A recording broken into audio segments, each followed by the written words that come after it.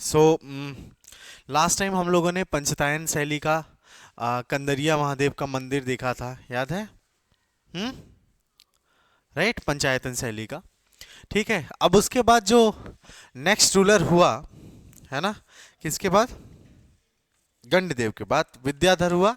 विद्याधर के बाद कौन आएंगे सर? विजयपाल। इसका टाइम पीरियड है 1030 टू 1050। ठीक है, इस समय ना जो चंदेल वंश थे, विजयपाल के समय पे जो चंदेल थे वो किसके अधीन आ गए थे सर? कलचोरी के अधीन आ गए थे, है ना सर? किसके अधीन आ गए थे? कलचोरी के अधीन।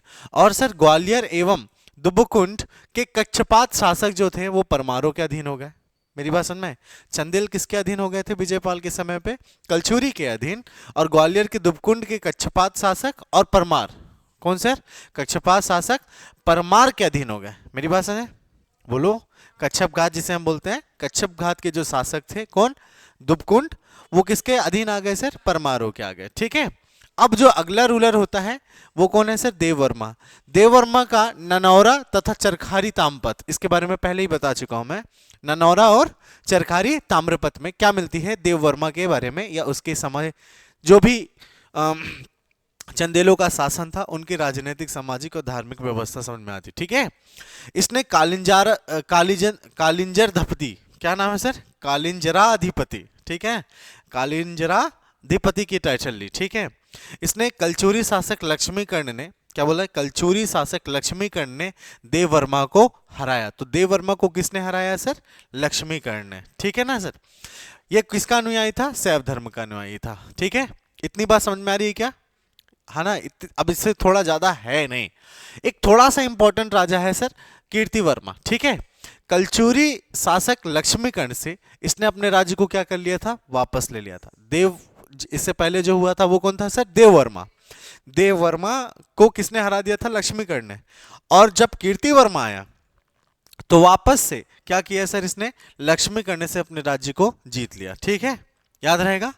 इसने अपने योग्य सामंत गोपाल की सहायता से, इनका एक फ्यूडल था, कौन सर? कीर्तिवर्मा का एक सामंत था। गोपाल की सहायता से अपनी खोई शक्ति को क्या कर लिया सर? पुनः स्थापित कर लिया। ही रीस्टैब्लिश द चंदेलास। क्या मेरी बात समझ में आ रही है? इसका मतलब सर कीर्तिवर्मा ने जो भी चंदेलों की ख्याति थी उसको पुनः स्थापित किया। मेरी बात समझ में आ रही है? तो कीर्तिवर्मा ने इसका री एस्टैब्लिशमेंट किया। ठीक है, अब कीर्तिवर्मा ने महोबा में, कहां पे सर? महोबा में कीर्ति सागर झील का निर्माण कराया। कहां पे कराया सर निर्माण? कीर्ति सागर झील। कीर्तिवर्मा ने कीर्ति सागर झील का निर्माण कराया। Very important. ठीक है, चलेगा। उसके बाद ना,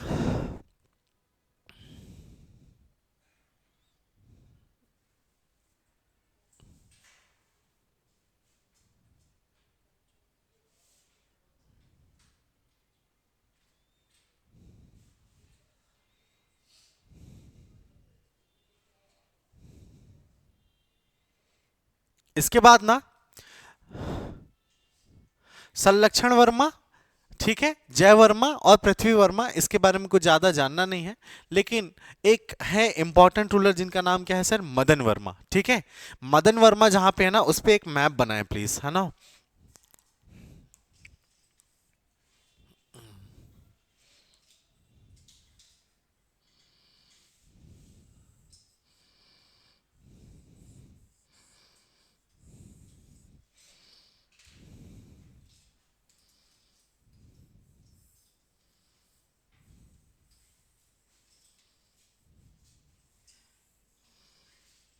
ठीक है, ये मैप थोड़ा देखो। ठीक है, ये आपका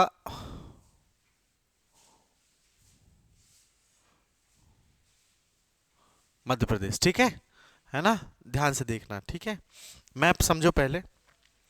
मैप में यहाँ पे, ठीक है, यहाँ पे कौन है सर? कन्नौज। कौन है? कन्नौज। ठीक है, और कन्नौज पे रूल कौन कर रहा है सर? गोविंद चंद। कौन रूल कर रहा है? गोविंद चंद। ठीक है, कौन यूज कर रहा है सर? ठीक है, पक्का? हम्म, राइट। और ये मध्य प्रदेश पे यहाँ पे कौन है सर? अभी मैंने बात करी है, आप हम जिनकी बात कर रहे हैं सर, चंदेल। राइट, चंदेल में कौन है यहाँ पे? मदन वर्मा।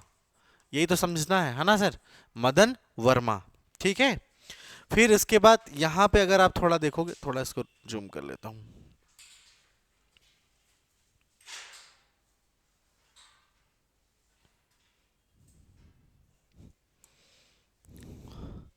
ठीक है, मध्य प्रदेश में कौन कौन सी जगह है सर? 3 जगह है।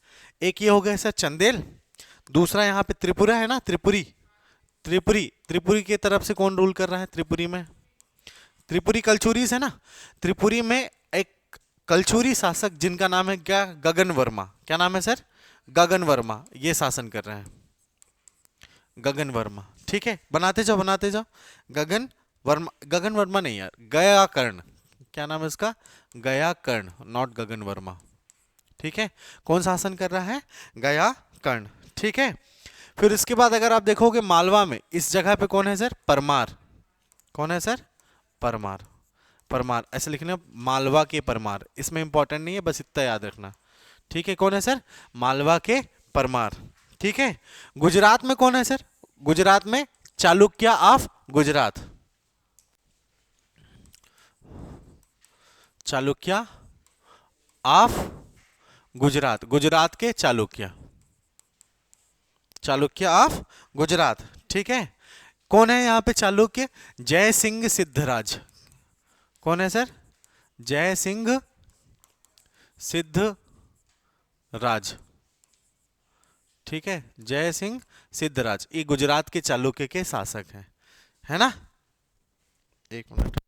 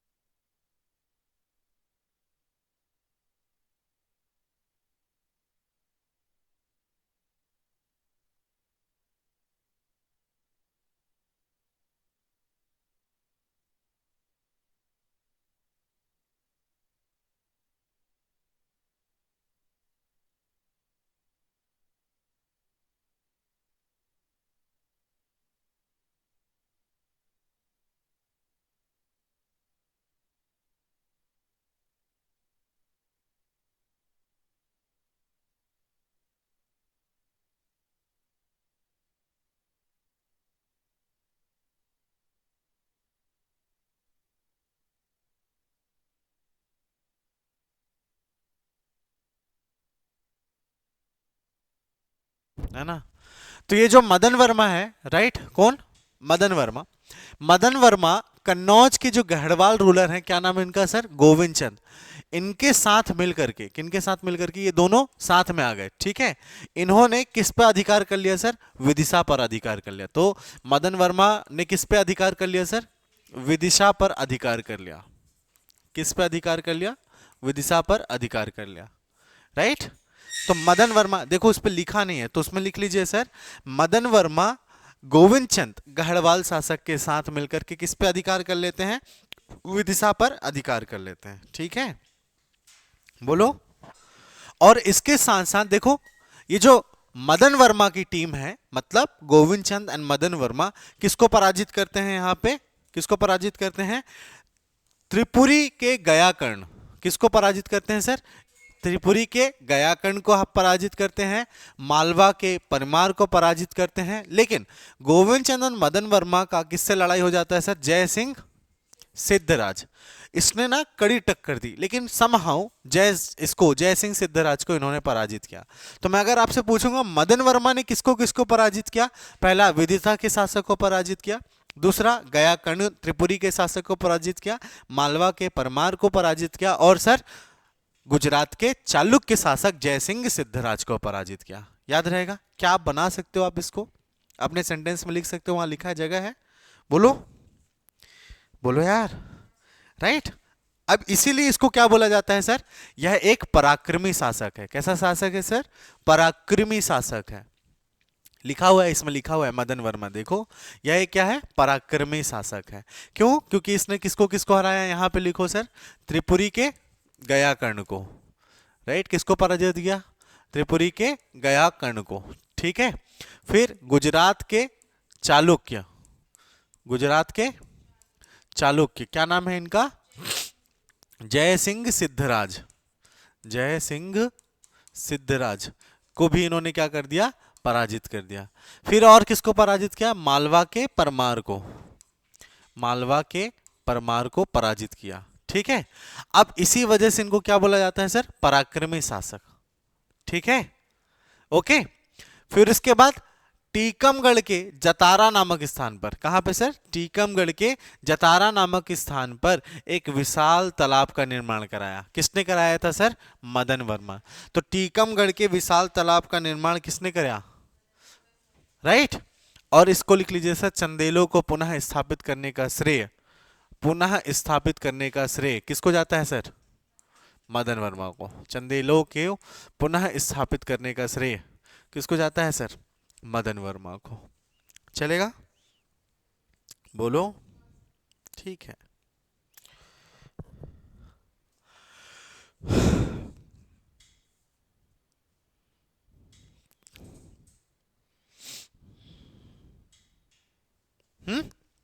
राइट। फिर इसके बाद देखो अगला जो रूलर है, क्या नाम है उसका सर, परमर्दी देव, क्या नाम है उसका सर, परमर्दी देव, या फिर इसको हम क्या बोलते हैं, परमाल, क्या बोलते हैं इसको हम सर, परमाल या पारमल, ठीक है। तो यह चंदेल वंश का अंतिम शक्तिशाली शासक, है ना सर, क्या बोल रहा हूं मैं सर, यह अंतिम शक्तिशाली शासक था, ठीक है। इसकी जानकारी कहां से मिलती है सर, चंद्रबरदाई के पृथ्वीराज रासों से और जागनिक के आलाकंड तथा परिमल रासों से। मेरी बात समझ में है, बोलो। इसने प्रारंभिक 16 वर्ष तक, कितने साल तक, 16 वर्ष तक बहुत पीसफुली इसने रूल किया, 16 वर्ष तक इसने शांतिपूर्ण शासन किया। कैसा शासन था इनका सर, शांतिपूर्ण शासन किया, ठीक है। अब देखो इसके शासन में कौन आता है सर, मोहम्मद गौरी, कौन आता है सर, इसके शासन काल में मोहम्मद गौरी ने भारत पर आक्रमण किया। किस पे आक्रमण किया सर, भारत पर आक्रमण किया, ठीक है, यस। क्या नाम है इनका सर, परमाल, ठीक है। अब एक कहानी सुनो, एक और कहानी सुनाता हूं, इसी पे सुनाऊं। देखो एक जगह है जिसका नाम है सर, यहां पे बनाता हूं, ठीक है, मांडू, कहां पे सर, मांडू, ठीक है, मांडू, क्या नाम है इसका, मांडू, है ना। मांडू में परमाल का एक सेनापति रहता था, परमान का सेनापति, मांडू में कौन था सर, परमाल का सेनापति, परमाल का सेनापति, क्या नाम है उसका सर, मांडू में परमाल के क्या थे सर, एक सेनापति जिसका नाम क्या था सर, जसराज, क्या नाम था इसका, जसराज, है ना, लिखते जाओ सर। मांडू में परमाल का सेनापति जसराज, जसराज, जसराज का मांडू के शासक, मांडू के शासक, मांडू के शासक करिंगा राय, करिंगा राय,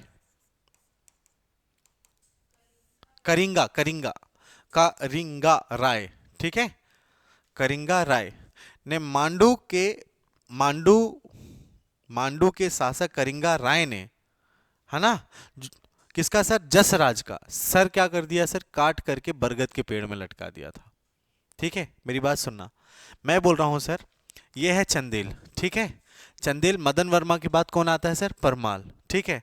परमाल का एक सेनापति कहां जाता है सर, मांडू, और मांडू में उस वक्त उसके शासक कौन है सर, करिंगा राय, क्या नाम है उनका सर, करिंगा राय। तो जो मांडू के शासक करिंगा राय हैं, असल में क्या करते हैं, परमाल के एक सेनापति जसराज का क्या कर देते हैं सर, गर्दन क्या कर देते हैं सर, सर से अलग कर देते हैं और कहां लटका देते हैं सर, बरगद के पेड़ पे। अब क्या होता है सर, इसी जसराज के दो पुत्र हुए, क्या नाम है इनका, आल्हा और उदल, क्या नाम है उनका, आल्हा व उदल, ठीक है, क्या नाम है इनका सर, आल्हा और उदल। किसके बेटे थे ये सर, परमाल के सेनापति के दो बेटे थे, ठीक है। तो ये छोटे थे, है ना। जसराज के जो भाई हैं, मतलब सर आला उदल के चाचा, वो सर किसको मारने जा रहे थे, करिंगा राय को मारने जा रहे थे, लेकिन उसकी मम्मी ने उसको रोक लिया। ठीक है, उसकी मम्मी ने बोला कि अगर सर करिंगा राय से कोई बदला लेगा, प्रतिशोध लेगा, राइट, तो वो उसका खून होना चाहिए। किसका सर, जसराज का। ठीक है, अब आला उदल क्या हो गए सर, बड़े हो गए। जब आला उदल बड़े हुए तो सर इन्होंने क्या किया कि मांडू के शासक करिंगा राय को वैसे ही मारा जैसे उसके पिता को मारा गया था, जसराज को। मेरी बात समझ में? तो इसी आला उदल की सर इस महोबा वाले रीजन पे, मैहर वाले रीजन पे सर क्या है, किवदंतियां चलती हैं, है ना। और ये किवदंतियां कहाँ पे लिखी हुई है सर, क्या लिखा है सर, कौन सी किताब है सर, आल्हा खंड और सर परिमल रासो। इसलिए इसको हम क्या बोलते हैं सर, परिमल रासो। मेरी बात समझ में आई? ओके। फिर उसके बाद क्या हुआ, पृथ्वीराज ने चंदेल शासक परमेर देव की राजधानी महोबा में 1182 में आगमन किया था, मतलब अटैक किया था। इस युद्ध में सिरसा, मतलब इस युद्ध का नाम क्या था सर, जब पृथ्वीराज ने महोबा पे अटैक किया था तो इस युद्ध को हम क्या बोलते थे सर, सिरसागढ़ का युद्ध। ठीक है, मैं परमाल के सेनापति आला उदल ने अद्भुत वीरता का प्रदर्शन किया। वो स्टोरी अलग है, ये स्टोरी अलग है। मेरी बात समझ में आई? फिर से बोल रहा हूं, देखो इधर से ध्यान से देखो, कहां गया ये मैं बोल रहा हूं सर, एक स्टोरी ये है कि मांडू के जो शासक है करिंगा राय को सर जसराज का बदला लेने के लिए उसके बेटे आल्हा और उदल जाते हैं और करिंगा राय को क्या करते हैं सर, बिल्कुल उसका सर धड़ से अलग कर देते हैं। और फिर सर सिरसागढ़ के युद्ध में पृथ्वीराज रासो जब परमाल के शासन क्षेत्र में क्या करता है, अटैक करता है, तो सर सेनापति कौन थे, उसके पापा थे। अब बेटे मजबूत हो गए तो सेनापति कौन बनेगा सर, आल्हा और उदल। तो आल्हा और उदल ने पृथ्वीराज चौहान को, क्या बोल रहा हूं मैं सर, उसको क्या किया, क्या उनका सामना किया। मेरी बात यार रहेगा, बोलो, बोल दो यार। तो इसी की जो वीरता है ना, उसको गीतों के रूप में जो प्रचलित किया गया है ना, राइट। मेरी बात समझ में? इसी को हम बोलते हैं सर, क्या बोलते हैं सर, आल्हा खंड या परिमल रासो। मेरी बात समझ में आ रही है? और अगर मैं पूछूंगा सर क्या बोलते हैं आल्हा खंड की फेमस जो गायिका है मध्य प्रदेश में, कौन है? हाँ, संजो बघेल। क्या नाम है सर, संजो बघेल, याद रखना। ठीक है ना, संजो बघेल, याद रहेगा, पक्की बात है ना, राइट। तो यही वाला सेंटेंस है। और फिर जो गहड़वाल शासक थे जयचंद ने इस युद्ध में किसकी सहायता की थी, परमल देव को, हाँ ना या सर, या फिर हम क्या बोल सकते हैं, परमर्दी देव। याद रहेगा, पक्का बना लो, कोई दिक्कत हो तो इसमें।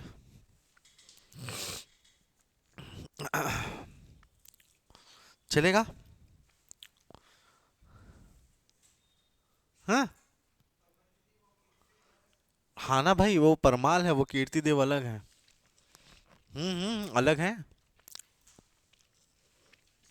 ठीक है, अब इसी परमाल ने क्या किया सर, खजुराहो के पास एक किसका निर्माण कराया है सर, खजूर सागर का निर्माण कराया। किसका निर्माण कराया सर, खजूर सागर का। ठीक है, किसने निर्माण कराया भावना, खजूर सागर का। ठीक है, जाग जाओ।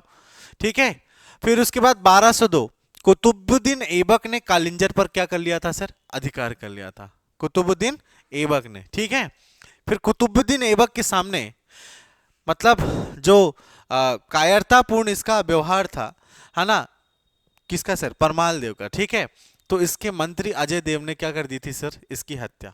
मेरी बात समझ में? बोले कुतुबुद्दीन ऐबक है, बात पहले ही बता चुका था मैं, ये कहानी, एक और कहानी बताया था मैंने, याद रहेगा।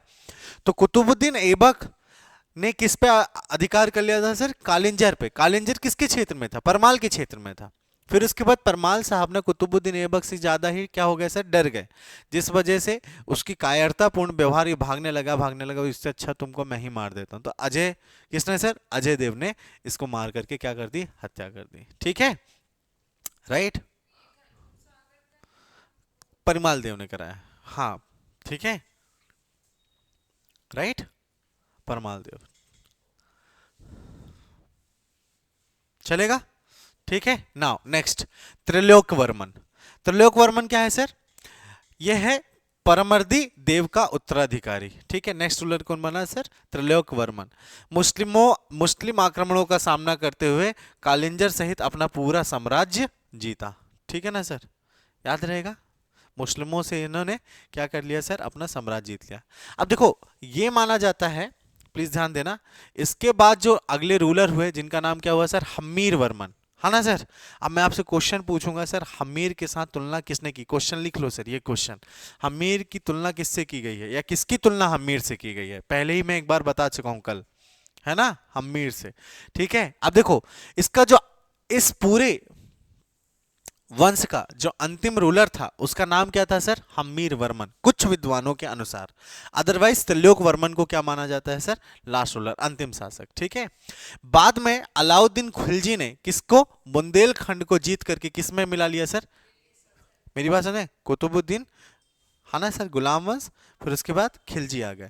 तो कौन है सर, अलाउद्दीन खिलजी। अलाउद्दीन खिलजी खिलजी वंश का संस्थापक नहीं, जलालुद्दीन खिलजी है ना, उसके चचा जान, याद रहेगा।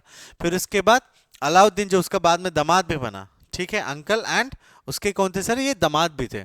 ठीक है, उसने क्या कर लिया सर, बुंदेलखंड को क्या कर लिया सर, दिल्ली सल्तनत में मिला लिया। मेरी बात समझ में आ रही है, या खिलजी में मिला लिया। ठीक है, अधिकांश विद्वानों के अनुसार कीरत सिंह को क्या माना जाता है सर, अंतिम शासक माना जाता है, अधिकांश विद्वान के अनुसार। परंतु जो हिस्टोरियंस है वो कहते हैं, कुछ हिस्टोरियंस से बोलते हैं कि इस वंश का जो अंतिम शासक हुआ वो कौन हुआ था सर, हम्मीर वर्मन। ठीक है, पक्का। फिर उसके बाद अब सुनो, एक कहानी सुनो, बताऊं क्या, हाँ सुनो।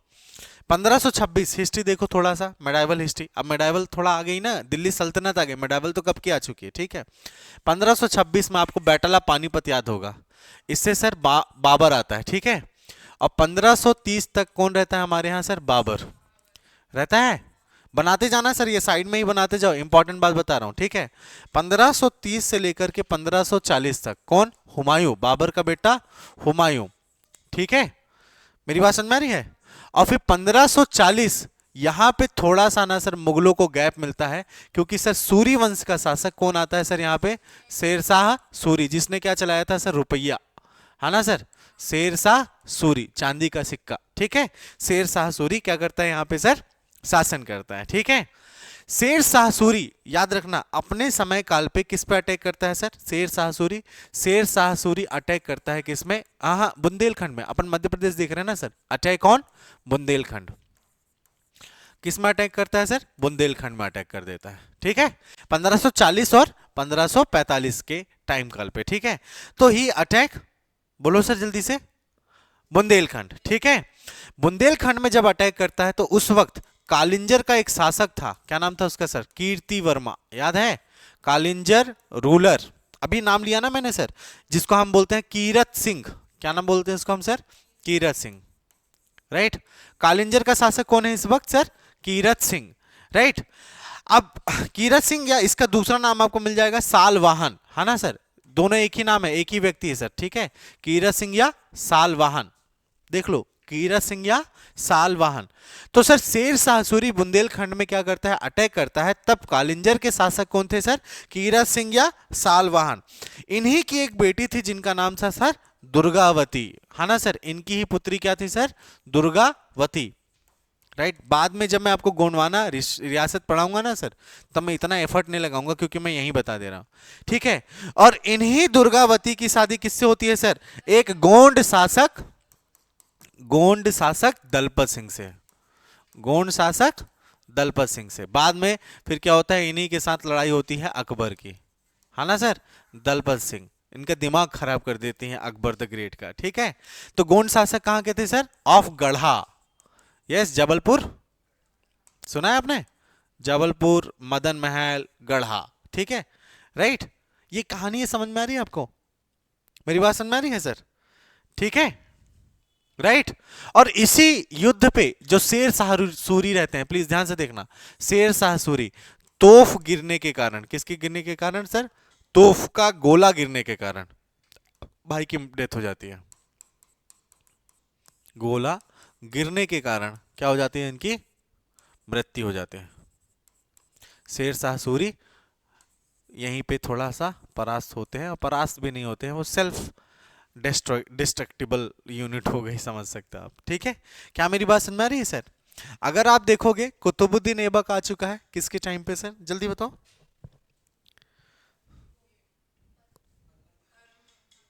हम्मीर वर्मन नहीं, उससे पहले कुतुबुद्दीन ऐबक, परिमाल के, परमाल के, ठीक है। और हमीर के टाइम पे अलाउद्दीन खिलजी।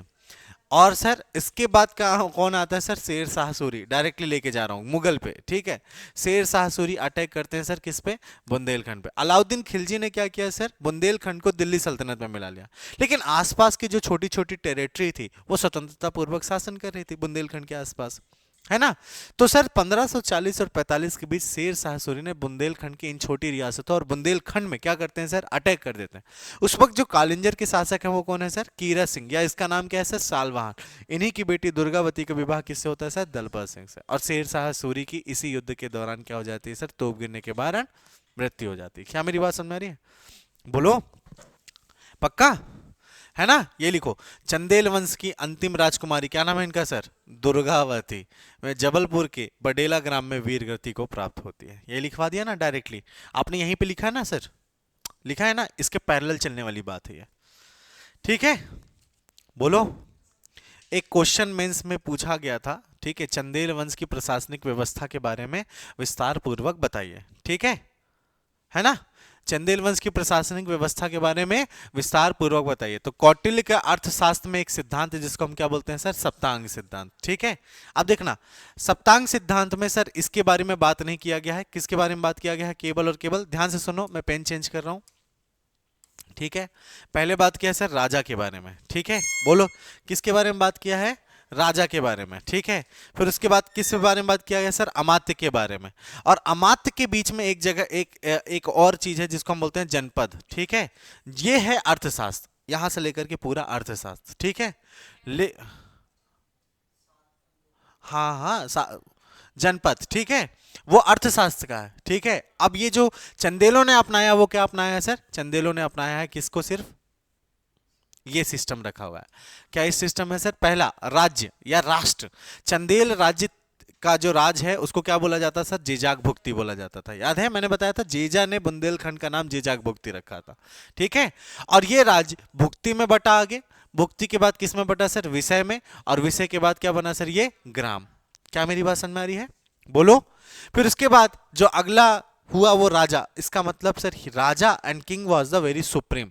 राजा का पद क्या था सर, यहाँ पे वंशानुगत था, अंतिम निर्णय राजा ही करता था किसी भी मैटर पे। राजाओं ने अपनी सर्वोच्चता के लिए अनेक उपाधियां धारण कर रखी थी, जैसे धंग ने कर रखी थी, परम भट्टारक, महाराजा धीराज, परमेश्वर, भगवान, याद है सर, एंड परम माहेश्वर, ठीक है। अमात्य, अमात्य was nothing but is the minister, council of minister कह सकते हैं। राजा के बाद केंद्रीय प्रशासन में मंत्री महत्वपूर्ण था, ठीक है। दुर्ग, दुर्ग मतलब वही फोर्ट सिस्टम, ठीक है। कोष मतलब पैसा, तो इसके लिए क्या लगाया जाता सर, चुंगी टैक्स लगाया जाता सर, पशुओं को पालने पर टैक्स लगाया जाता था। और अपराधियों पर जो दंड लगाया जाता था सर, मॉनेटरी पनिशमेंट, इसको भी किस में कलेक्ट किया जाता था सर, कोष में। बोलो पक्का, कंसोलिडेटेड फंड ऑफ इंडिया, संचित निधि, याद है, कोष, वैसे ही समझो, ठीक है। अब लेकिन ये इंपॉर्टेंट है, चुंगी टैक्स क्या होता है, चुंगी टैक्स होता है सर नगर पालिका से जब कुछ सामान बाहरी नगर पालिका से कुछ लेते हैं तो एक प्रकार का सीमा शुल्क है, ठीक है। तो चुंगी शुल्क क्या है, एक प्रकार का सीमा शुल्क था, ठीक है। दंड, दंड कौन होता था, पनिशमेंट नहीं होती थी, सेना को ही क्या बोला जाता था सर, दंड कहा जाता था। जैसे पैदल दंड, ठीक है, अश्वदंड, और सर हस्ती दंड यानी हाथी सेना, समझ में आया, बोलो। इनकी सीमा पे इनके मित्र भी थे, मित्र कौन थे सर, गुर्जर प्रतिहार, परमार, कलचुरी, कच्छप गाद आदि राज्य थे। चंदेलों ने इनसे युद्ध तथा वैवाहिक संबंधों के आधार पर इनका साम्राज्य चलाया, याद रहेगा, बोलो। तो वैवाहिक संबंध किसके किनके साथ थे, कलचुरियों के साथ थे और चाहमान के साथ थे, याद रहेगा, बोल दो, ठीक है। सामाजिक व्यवस्था देख लो, ठीक है। चंदेल वंश की सामाजिक व्यवस्था समझो, वर्ण व्यवस्था चलता था, ठीक है, 4 वर्ण में विभक्त था, शूद्रों की स्थिति दयनीय थी, ठीक है। आश्रम व्यवस्था थी यहाँ पे, ब्रह्मस्त्र, गृहस्थ, वानप्रस्थ एंड संन्यास, ठीक है। स्त्रियों की स्थिति में बहुत ज्यादा गिरावट हो गई, देवदासी प्रथा का प्रचलन बहुत था। और राजा क्या करते थे सर, पॉलीगैमी, बहुविवाह, एक राजा बहुत सारी रानियां रखता था, ठीक है। मेरी बात समझ में आई, बोलो। अर्थव्यवस्था कैसी चलती थी सर, कृषि आधारित थी, पशुपालन और व्यापार इसका क्या था सर, प्रमुख सोर्स ऑफ इनकम था। तो इकोनॉमी कृषि, व्यापार और पशुपालन पे आधारित था। बोलो। चंदेल वंश किस धर्म को मानते थे? मेनली वैदिक धर्म को, है ना। अनेक शासक शैव धर्म से भी संबंधित थे, इसलिए उन्होंने सर कौन सा, शिव भगवान जी के मंदिर बनवाए, लक्ष्मण जी के मंदिर बनाए। ब्राह्मणों को भूमि दान किया जाता था, ठीक है। वैष्णव धर्म का प्रभाव था, शैविज्म तो था ही प्लस वैष्णविज्म था। जैसे यशोवर्मन काल में लक्ष्मण मंदिर, बैकुंठ जी की मूर्ति है, यस, हाँ वही, राइट, वैष्णविज्म है कि नहीं। इस वंश के शासक धार्मिक रूप से कैसे थे? सहिष्णु थे, राइट। क्यों सहिष्णु थे सर? वैष्णविज्म शैविज्म के साथ साथ आपको जैनिज्म भी देखने को मिलता है। तो उदाहरण देख लो, धंगदेव ने खजुराहो में बहुत सारे क्या बनवाए थे सर इन्होंने? जैन मंदिर। तो खजुराहो में जो जैन मंदिर है वो मैक्सिमम में किसके हैं सर? धंगदेव के, ठीक है, याद रहेगा। विद्याधर ने शैव धर्म से संबंधित कंदरिया महादेव मंदिर, जो पंचतायन शैली वाली बात कर रहा था मैं, ठीक है, वो बनवाया था। किसने बनवाया था सर? विद्याधर ने। तो कंदरिया महादेव टेम्पल किसने बनवाया? विद्याधर ने, ठीक है सर। चंदेल वंश के शासक स्वयं हिंदू धर्म के पक्षधर थे, इसके साथ भी धार्मिक रूप से क्या थे सर? सहिष्णु थे। इसके द्वारा बुंदेलखंड में अनेक मंदिर बनवाए गए, दैट्स इट, ठीक है। तो इतना याद रखो, शैविज्म, वैष्णविज्म, जैनिज्म एंड वो क्या थे सर? सब टॉलरेंट थे। कैसे थे सर? Secular tolerant. पक्का? बोल दो। अब है सर ये इंपॉर्टेंट बात, जो आपके आर्ट एंड कल्चर वाला पोर्शन है उसका पार्ट है, वहां से क्वेश्चन आएगा, ठीक है। देखो, खजुराहो के मंदिरों को क्या बोलते हैं सर? जटकारी मंदिर या जटकरी मंदिर। क्यों? क्योंकि पास में एक जगह है, गांव है, उसका नाम क्या है? जटकारी, राइट, है ना सर, याद रहेगा। इसलिए इसको हम क्या बोलते हैं सर? जटकारी मंदिर भी कहा जाता है। क्या कहा जाता है सर इसे? जटकारी मंदिर भी कहा जाता है, ठीक है। अब देखो, हुआ ये कि अलबरूनी का नाम सुने? अबू रिहान अलबरूनी, ठीक है, एक अरब मुसाफिर था। और इब्न बतूता, इब्न बतूता किसके टाइम पे आया था सर? मोहम्मद बिन तुगलक के टाइम पे, ठीक है। तो मोहम्मद बिन तुगलक के साथ इब्न बतूता आया था, और किसके साथ आया था सर? महमूद गजनी के साथ कौन आया था सर? अलबरूनी, ठीक है। इन्होंने अपनी किताब में, ठीक है, 900 से 50, 950 से 1050 तक के टाइम का क्या किया इन्होंने सर? वर्णन किया है, जिसमें किसका जिक्र मिलता है सर? खजुराहो के मंदिर का जिक्र मिलता है, ठीक है ना सर। इब्न बतूता कौन था सर? मोरक्को का था। कौन था सर? मोरक्को ट्रेवलर था, है ना, राइट, मोरक्कन ट्रेवलर, ठीक है, मोरक्को से आया था मोहम्मद बिन तुगलक के साथ। याद रहेगा, है ना। खजुराहो मंदिर किससे संबंधित है सर? जैन धर्म से संबंधित और हिंदू धर्म। हिंदू धर्म में भी मेनली कौन सा है सर? वैष्णविज्म और शैविज्म, राइट, बोलो, ठीक है। अब देखो, अगर पूरे कॉम्प्लेक्स की बात करो, इधर सुनो, अगर खजुराहो कॉम्प्लेक्स की बात करो कि वहां के जितने भी मुख्य मंदिर हैं वो किससे बने हुए हैं सर? बलुआ पत्थर से, सैंड स्टोन से, ठीक है। लेकिन 64 योगिनी टेम्पल, ब्रह्मा टेम्पल और ललगुआ टेम्पल या ललगुआ महादेव मंदिर किससे बना हुआ है सर? ग्रेनाइट से। सर सुपर इंपॉर्टेंट ये वाली लाइन, है ना, एकदम स्पेसिफिक इंपॉर्टेंट, ठीक है ना सर। 64 योगिनी, ब्रह्मा, ललगुआ या लालगुआ इसको बोलते हैं, महादेव मंदिर किससे बने हैं सर? ग्रेनाइट से बने हुए हैं, ठीक है सर, ठीक है। करंट अफेयर, खजुराहो में देश का पहला हीरा संग्रहालय खुलने जा रहा है, ठीक है। कहां पे सर? खजुराहो में ही पहला हीरा संग्रहालय खुलने जा रहा है, ठीक है सर। ये मंदिर मेनली किसके हैं सर? नागर शैली के और पंचतायन शैली में बने हैं। और पंचतायन शैली का जो मेन इंपॉर्टेंट एग्जाम्पल पूरे इंडिया में दिया जाता है तो किसको दिया जाता है सर? कंदरिया महादेव। किसने बनवाया था सर? विद्याधर ने, याद रहेगा। खजुराहो के मंदिरों की जो मूर्तियां हैं, है ना सर, इसमें क्या दिखता है सर? कामुक भाव, है ना। मतलब सर महर्षि वात्स्यायन हुआ करते थे जिन्होंने कामसूत्र लिखा था, तो अलग अलग काइंड ऑफ क्या लिखी है सर? न्यूडिटी वहां पे बनी हुई है, जिसको हम कामुक भाव बोलते हैं। और अगर आप देखोगे खजुराहो के मंदिरों की जो मूर्तियां हैं, है ना सर, लिख लीजिएगा सर, अलग से लिखिएगा, इस पॉइंट पे नहीं लिखिएगा, ठीक है। खजुराहो के मंदिरों की जो मूर्तियां हैं वो किससे संबंधित है सर? मथुरा शैली। कौन सी शैली सर?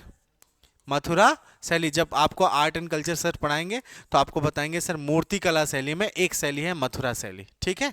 तो किसका आपको देखने मिलता है रिप्रेजेंटेशन, प्रतिनिधित्व? मथुरा शैली का। पक्का? बोलो, ठीक है। खजुराहो के मंदिरों में किसकी आकृति है सर? मिथुन आकृति है सर, मिथुन चक्रवर्ती की आकृति नहीं है सर, मिथुन, राइट, यस। जो इतनी सजीव एंड निष्कपट जान पड़ती है, इतनी दिखाई देती, जान पड़ती है मतलब सर इतनी मतलब लिविंग दिखती है ये जो मिथुन है, कि मूर्ति कला पर सहज श्रद्धा उत्पन्न हो जाती है। मतलब यहाँ पे अगर आप देखोगे, यहाँ की जो मूर्तियां है ना, असल में मथुरा शैली की मूर्तियों का जो प्रतिनिधित्व करती है यहाँ की, कौन करती है सर? मिथुन आकृतियां करती हैं। मेरी बात समझ में आ रही है सर? राइट। और इतनी जीवंत दिखाई देती हैं कि लोगों को मूर्ति कला में इंटरेस्ट इसके बाद आया। मेरी बात समझ में आ रही है? तो मध्य प्रदेश में मूर्ति कला के लिए जीवंत शैली किसको मानते हैं सर? हम मिथुन आकृतियां, जो किस पे बनी है सर? खजुराहो टेम्पल पे। याद रहेगा? बोलो। यहाँ के हिंदू देवी देवताओं की मूर्तियां किस पे बनी है सर? मथुरा शैली पे बनी, अभी मैंने बताया। ठीक है सर? राइट, याद रहेगा। यहाँ के सारे मंदिर के ऊपर क्या है सर? ऊंचा जगती है, जिसको हम क्या बोलते हैं सर? चबूतरा। ये पहले ही बता चुका हूं मैं आपको, है ना? ठीक है। इन मंदिरों की नक्काशी जीवन के 4 लक्ष्यों अर्थात धर्म, अर्थ, काम और मोक्ष को दर्शाती है। अगर आप देखोगे कि वहां के मंदिरों के सर बाहरी, जब आप मंदिर के गर्भगृह में प्रवेश करते हैं, उससे पहले आपको कामुक यानी सेक्सुअल पोजीशंस के बारे में जो स्टैचूज बने हैं, इसका मतलब all the nudity, all the bad things आपको क्या है? मंदिर के बाहर रखना है। जैसे ही आप गर्भगृह में प्रवेश करते हैं तो आपका मन क्या होना चाहिए? एकदम खाली और भगवान के प्रति लगा हुआ होना चाहिए। It is believe that, right? तो बाहर मंदिरों के आपको ये मिल जाएगा, लेकिन सर जब आप अंदर जाते हो तो आपको ये सब नहीं मिलता है। क्यों? क्योंकि वो बोलता है कि आपकी जो कामुकता है या जो काम है उसको आप बाहर छोड़िए, और यहाँ पे क्या आइए सर? एकदम आइसोलेट होकर के। मेरी बात समझ में है सर? राइट, बोलो। अब देखो, खजुराहो मंदिरों को ना अगर आप पढ़ना चाहते हो तो खजुराहो मंदिर समूह 3 समूहों में बटा हुआ है। एक पूर्वी समूह, पश्चिमी समूह और सर दक्षिण समूह। ये इंपॉर्टेंट पेपर ही है सर, देख लो। पूर्वी समूह में देखोगे तो कौन सा मंदिर है सर? पार्श्वनाथ मंदिर। कौन सा मंदिर है सर यहाँ पे? पार्श्वनाथ मंदिर। पार्श्वनाथ मंदिर अगर आप देखोगे वो किससे संबंधित है? एग्जैक्टली जैन धर्म से। किसने बनवाया था सर? धंगदेव ने। तो पार्श्वनाथ, धंगदेव, जैन और, हाँ ना? सारे गामा धा, पार्श्वनाथ, धंगदेव। ठीक है। आदिनाथ मंदिर, ठीक है। जावरी मंदिर, भगवान विष्णु की मूर्ति जिसमें है, ठीक है। फिर उसके बाद शांतिनाथ मंदिर, फिर उसके बाद क्या है? घंटाई मंदिर। तो घंटाई मंदिर किससे संबंधित सर? जैन धर्म से संबंधित है। महावीर जी की माता के 1600 स्वप्न दिखाए गए, उन्होंने 1600 सपने देखे थे, उनका रिप्रेजेंटेशन इस टेम्पल्स में दिया गया है। बोलो यार। अब मैं आपसे क्वेश्चन पूछता हूं, निम्नलिखित में से किस पूर्वी समूह के खजुराहो मंदिरों में कौन से मंदिर जैन धर्म से संबंधित है? पहला पार्श्वनाथ, दूसरा आदिनाथ, तीसरा शांतिनाथ, चौथा घंटाई। राइट, मेरी बात समझ में आ रही है सर? हिंदू धर्म से संबंधित कौन से मंदिर हैं सर? जल्दी बताओ। पहला जावरी, राइट। दूसरा सर, बस हो गया, जावरी ही बस तो है ना? जावरी ही है, ठीक है ना सर? ठीक है। तो मैंने उल्टा क्वेश्चन पूछ लिया, जावरी को क्वेश्चन पूछना था, ठीक है ना? तो जावरी मंदिर ही किससे संबंधित है सर? भगवान विष्णु की मूर्ति से संबंधित है। ठीक है, बोलो। ठीक है। उसके बाद एक मूर्ति मतलब आपको क्या है? दक्षिण समूह के मंदिर मिलते हैं। क्या नाम है इनका सर? दूल्हा देव मंदिर। कौन सा मंदिर नाम है इसका सर? दूल्हा देव मंदिर। वो किसको समर्पित है सर? भगवान शिव को समर्पित है। किसको समर्पित है सर? भगवान शिव को। ठीक है। गर्भगृह में सहस्त्रमुखी शिवलिंग की स्थापित है ना? सहस्त्रमुखी मतलब जिसके 100 मुख है। राइट, मेरी बात समझ में आ रही है? चतुर्भुज मंदिर इंपॉर्टेंट। एक चतुर्भुज मंदिर कहां पे सर? ग्वालियर पे, जहां पे 0 का एविडेंस मिलता है। एंड ये जो क्या बोलते हैं, खजुराहो का दक्षिणी समूह का जो मंदिर है वो किसके लिए संबंधित है? पहली बात तो ये यशोवर्मन ने बनवाया था, और किस भगवान के लिए है ये सर? शिव भगवान के लिए। यहाँ का चतुर्भुज किसके संबंधित है? वो भी वो विष्णु से संबंधित, एग्जैक्टली। ठीक है। फिर उसके बाद वैद्यनाथ मंदिर, ठीक है, राइट। बैद्यनाथ, बाबा बैद्यनाथ सब जानते हैं, वो भी शिव से संबंधित। तो दक्षिणी समूहों के जितने भी मंदिर है वो किससे संबंधित है सर? शिव से, राइट। और अगर पूर्वी समूह देखोगे तो जैन धर्म में ज्यादा प्रभाव है। एक ही मंदिर है, जावरी मंदिर, जो किससे संबंधित है सर? हिंदू से, ठीक है, भगवान विष्णु से। ठीक है। पश्चिमी समूह is a main attraction of the Khajuraho complex, है ना? पश्चिमी समूह के मंदिर ही क्या है सर? खजुराहो कॉम्प्लेक्स के सबसे बड़े आकर्षण है। जैसे कंदरिया महादेव मंदिर, ठीक है, किसको समर्पित है? भगवान शिव को समर्पित है। ठीक है। और सबसे बड़ा मंदिर है, किसने बनवाया था सर? विद्याधर ने बनवाया था। इसकी तुलना भुवनेश्वर के लिंगराज मंदिर से की जाती है। इंपॉर्टेंट। काफी है ना इतना? खजुराहो टेम्पल कॉम्प्लेक्स समझना इतना ही है ना सर? मेरी बात समझ आ रही है कि नहीं सर? तो क्या है सर, भुवनेश्वर के लिंगराज मंदिर से किस टेम्पल का कंपैरिजन किया जाता है सर? उत्तर कंदरिया महादेव। देख लो सर, बार बार क्वेश्चन पूछे हैं ये लोग, ठीक है, राइट। फिर दूसरा है सर विश्वनाथ मंदिर। किसको संबंधित है सर? भगवान शिव को। किसने बनवाया सर? धंगदेव। धंगदेव में पूर्वी समूह में कौन सी मंदिर बनवाया था, जल्दी बताओ? पार्श्वनाथ, राइट।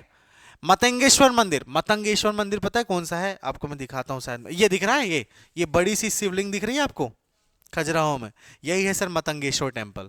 मेरी बात सुनिए, देखो बगल में बनाई है मतंगेश्वर टेम्पल, ठीक है। तो मतंगेश्वर टेम्पल किससे संबंधित है, जल्दी बताओ सर? भगवान शिव को समर्पित है। किसने बनवाया सर? हर्ष ने। याद रहेगा पक्का?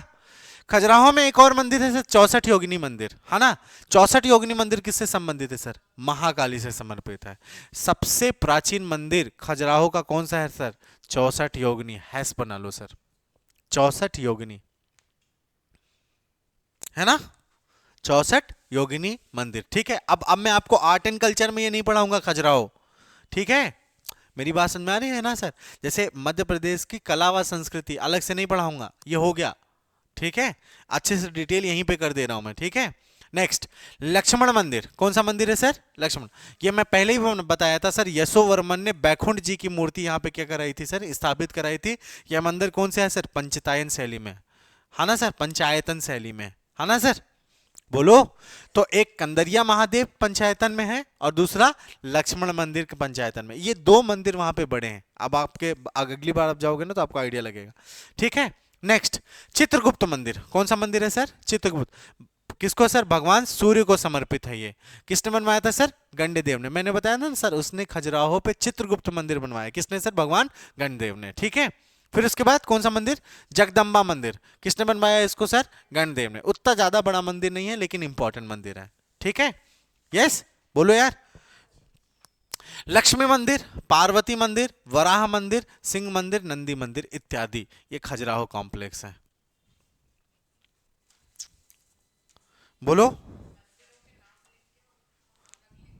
हाँ, ये अगर लिख दोगे तो